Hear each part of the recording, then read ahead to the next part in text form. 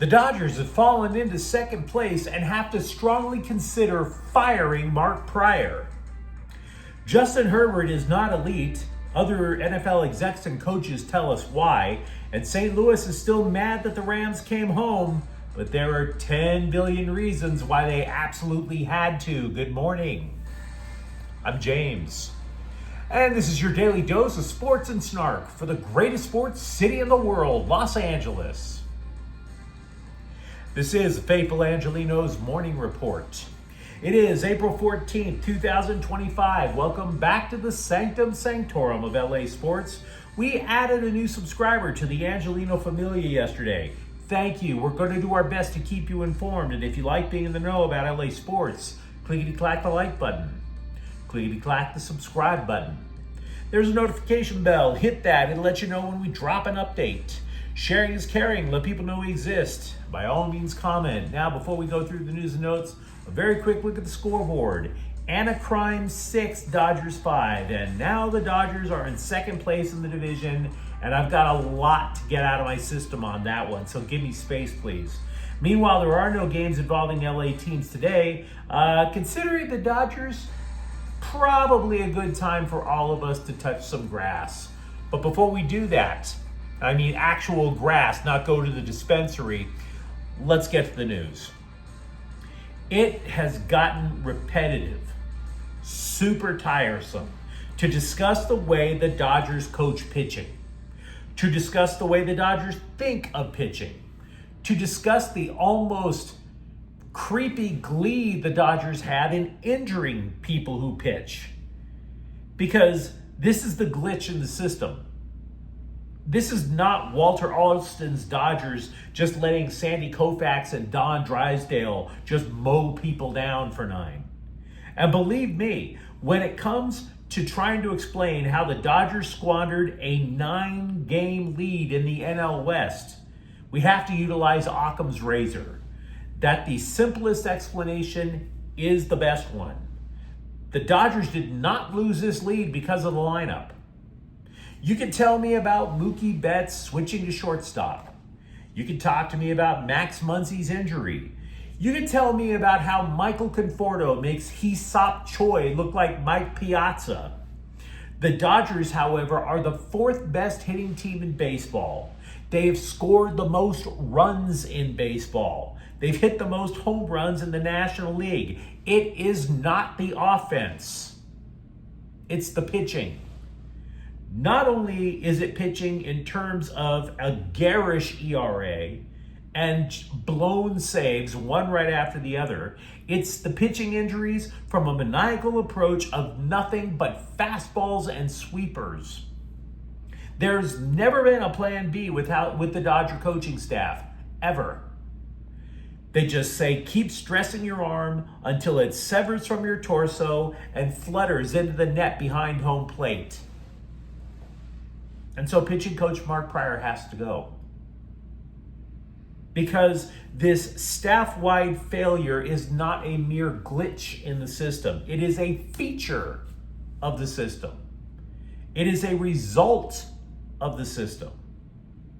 So how is the system failing? Well, the Dodgers and their analytics spreadsheet of infinite false wisdom has limited starting pitchers to just 5 innings. They never go more than 5. Gone are the days of Tommy Lasorda wanting everybody in his rotation to pitch complete games. The last Dodger to pitch a complete game was Gavin Stone, and that was more than a year ago. That was June of last year.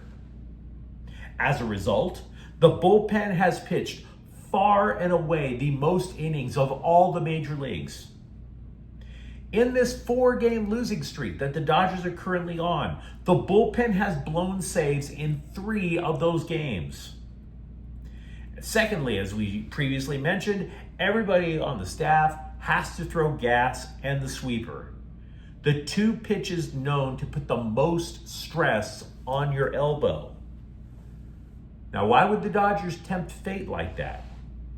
Well, because it's harder to catch up with a fastball in the upper 90s, and the sweeper, which cuts horizontally across home plate, generally leads to weak contact.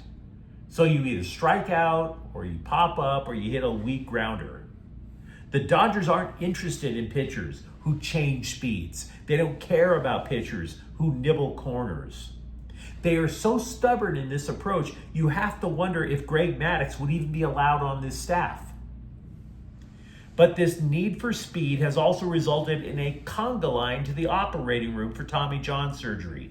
You can only pitch that hard for so long before the joints, the ligaments in your arm give way. And if you look at the Dodgers staff, it all comes together from that. Overthrowing explains shoulder inflammation for Roki Sasaki, for Blake Snell, for Brock Stewart. It explains elbow issues for Tanner Scott, for Blake Trinan.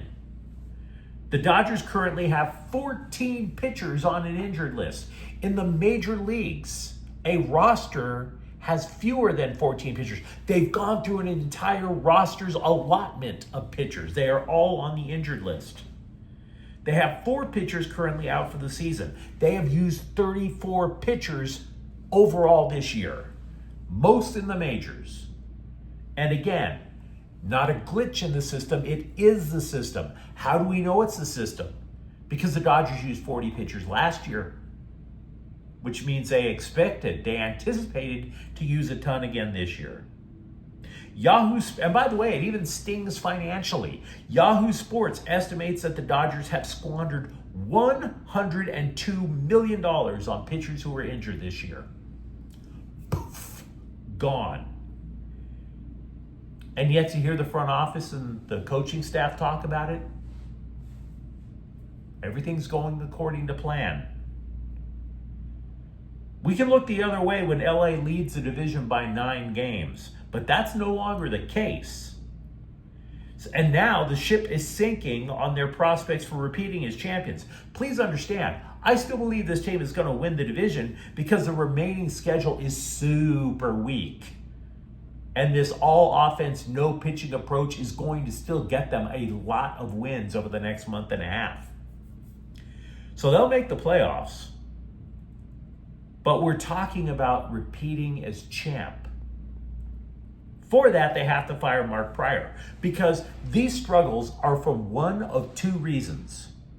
One, either Prior instituted the Dodger philosophy incorrectly and in the process injured an army of pitchers, or option 2, Prior correctly instituted this methodology, but he never had the guts to go up to the front office and say, look guys, my own pitching career was derailed due to injury. I'm sending dozens of people to the surgery room with the way that we're doing things. We're cutting our own throats, but when we pull starters in the 5th every single game, we've overworked our bullpen, we have to change. But he hasn't done it.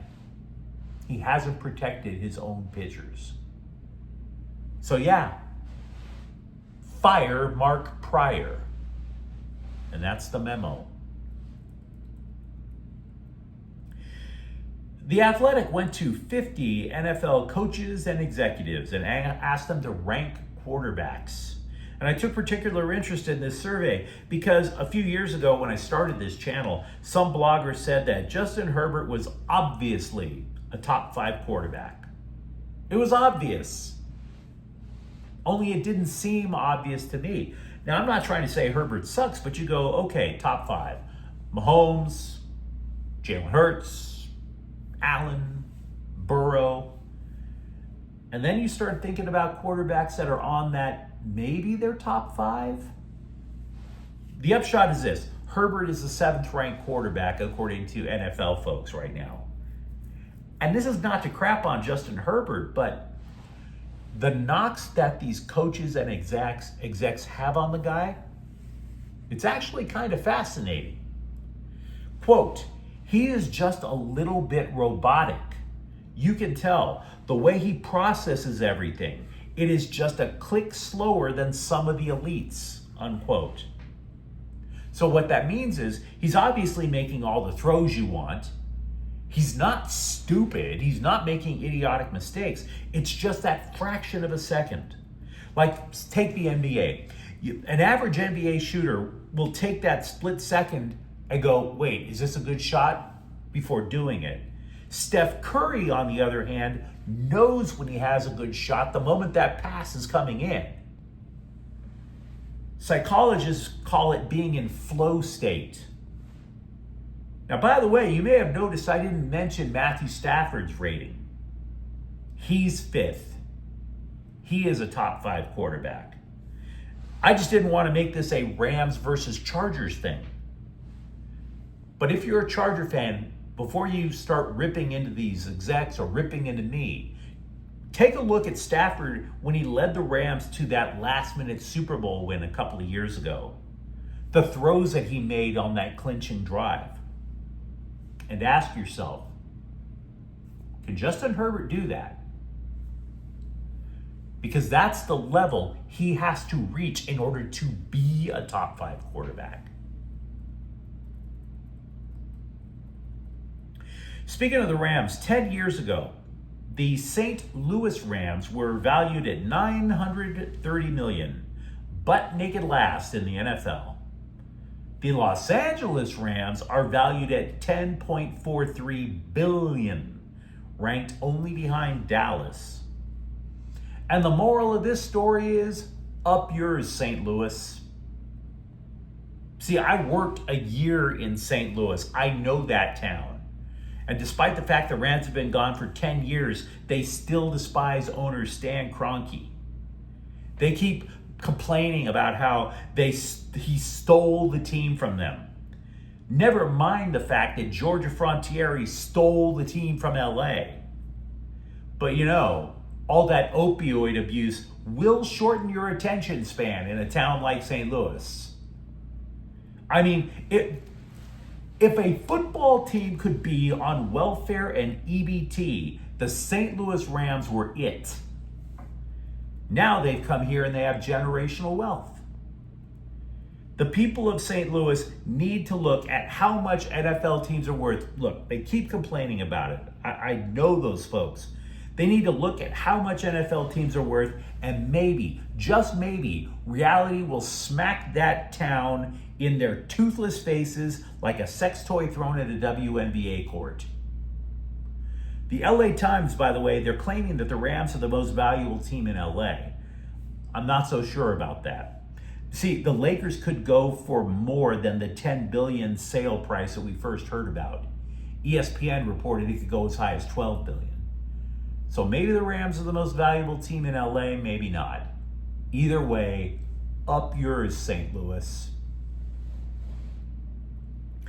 By the way, we discussed Matthew Stafford's abilities earlier. You may have noticed he still hasn't practiced.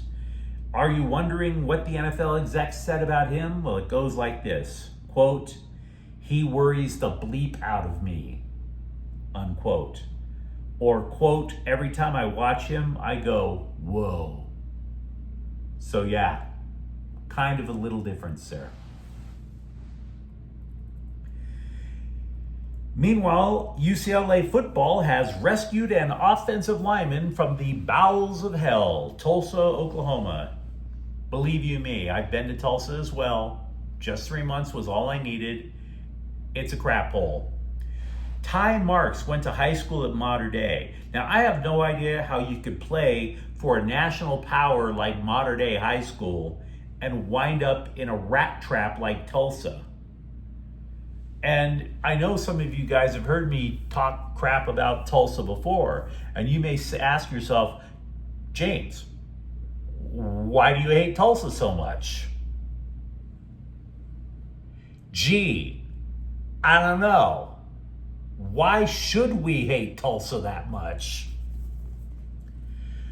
The complete Department of Justice report on an attack so systematic and coordinated and racist that it transcended mere mob violence. So yeah, Ty, welcome back to civilization, my dude.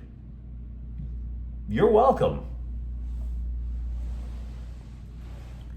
We've been following the case of transfer offensive lineman DJ Wingfield, coming from Purdue to trying to play for USC. He has sued the NCAA to get one more year of playing eligibility. A federal judge will start hearing the case Monday.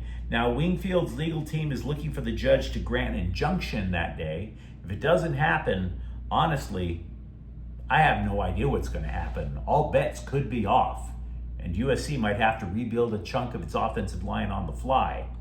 But you let me know what you think in the comments thread. Talk to me, for example. Do I have to talk you off the ledge about the Dodgers now being in second place? For that matter, do you believe that Justin Herbert is not elite? And if you enjoyed this update, don't forget to subscribe to Faithful Angelenos. We're talking LA sports every single day. Thank you for watching. I'm James, and we'll be back tomorrow. Faithful Angelenos is a Kian Corte El Queso production. Take care.